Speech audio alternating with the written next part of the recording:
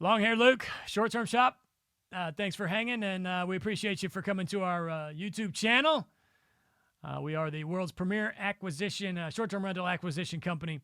We are the best in the biz, and we take pride in that, and we are very happy that you trust us with your business. I want to talk about cable and internet today. A lot of people say, do I need cable in my short-term rental? I think this is a personal opinion. I don't think there's a right or wrong here.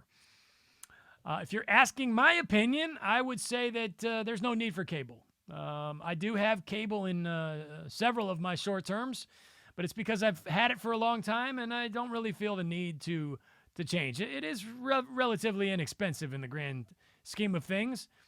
Okay, let's talk about pros and cons. A bonus of actually having cable, it's easy. Everybody in the world knows how to do it for the most part. Older folks are going to be very accustomed to it as opposed to a Netflix or a Hulu. So there is that. You do have better sports options. You know, you're not really going to be able to watch Major League Baseball playoffs on Netflix, you know. So definitely an ease of use. It might be worth the extra $100 a month or $150 depending on how many boxes you have in the property. As far as going cable-free, cutting the cord, if you will, Netflix, Hulu only, we do find this is the best option in today's day and age. I have several properties that are streaming only, and I just make sure that they know this ahead of time. That is the key with everything in short-term rental. They need to know what they're purchasing before they confirm their payment and book their vacation. So make sure it's in your listing. We are streaming only, no cable. We do have Netflix, Hulu. We've got great internet. Maybe put how many megabits per second of internet in your listing so they know what they're getting into.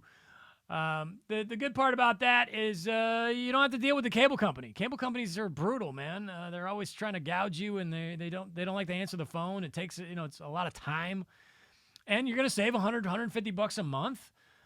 I will say though that a negative is that there might be some folks, again, maybe older boomers, if you will, that don't know how to do Netflix and Hulu.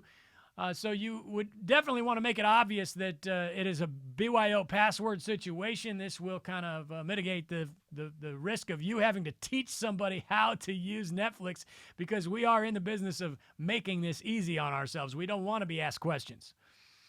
So bring your own Netflix, bring your own Hulu, because here's the deal. If they don't already have a Netflix, then they're going to ask questions that you're going to have to teach everybody how to use it. Another thing is, do not provide a Netflix password for the property, because if they don't know how to use Netflix, that's the only reason they're going to need your password, number one. And number two, they're going to be messaging you in the middle of the night saying, how do I watch what Days of Our Lives or whatever it may be. So don't provide a Hulu or a Netflix password. Again, this is my opinion.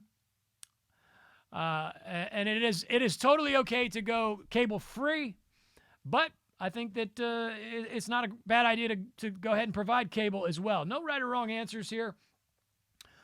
You decide what works best for you, and I hope that this video has helped you a little bit in your decision-making process. And of course, you can always come get all sorts of amazing info from our clients on Facebook, Short Term Shop Group on Facebook, and of course, the shorttermshop.com.